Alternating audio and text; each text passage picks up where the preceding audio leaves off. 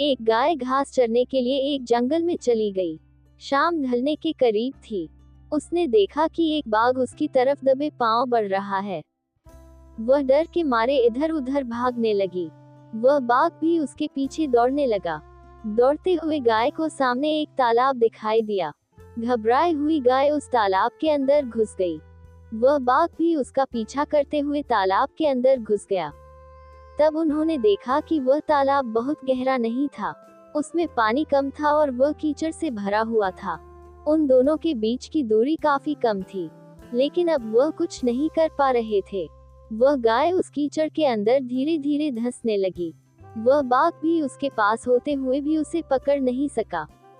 वह भी धीरे धीरे कीचड़ के अंदर धंसने लगा। दोनों ही करीब करीब गले तक उस कीचड़ के अंदर फंस गए। दोनों हिल भी नहीं पा रहे थे। गाय के करीब होने के बावजूद वह बाघ उसे पकड़ नहीं पा रहा था। थोड़ी देर बाद गाय ने उस बाघ से पूछा, क्या तुम्हारा कोई गुरु या मालिक है? बाघ ने गुर्राते हुए कहा, मैं तो जंगल का राजा हूँ।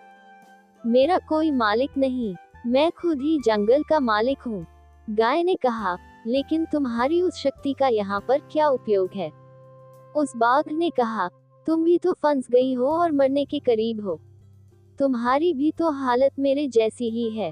गाय ने मुस्कुराते हुए कहा, बिल्कुल नहीं। मेरा मालिक जब शाम को घर आएगा और मुझे वहां पर नहीं पाएगा तो वह ढूंढते हुए यहाँ जरूर आएगा और मुझे इस कीचड़ से निकाल कर अपने घर ले जाएगा। तुम्हें कौन ले जाएगा? थोड़ी ही देर में सच में ही एक आदमी वहां पर आया और गाय को कीचड़ से निकालकर अपने घर ले गया। जाते समय गाय और उसका मालिक दोनों एक दूसरे की तरफ कृतज्ञता पूर्वक देख रहे थे। वे चाहते हुए भी उस बाघ को कीचड़ से नहीं निकाल सकते थे, क्योंकि उनकी जान के लिए वह खतरा था। गाय समर्पित हृदय का प्रतीक है। बाघ अहंकारी मन है। मालिक ईश्वर का प्रतीक है। कीचड़ ये संसार है। ये संघर्ष अस्तित्व की लड़ाई है।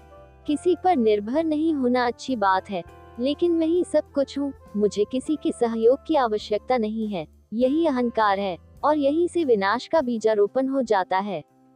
ईश्वर से बड़ा इस दुनिया में सच्चा हितैषी कोई नहीं होता, क्योंकि वही अनेक रूपों में हमारी रक्षा करता है। जय श्री राधे कृष्णा। Folded hands.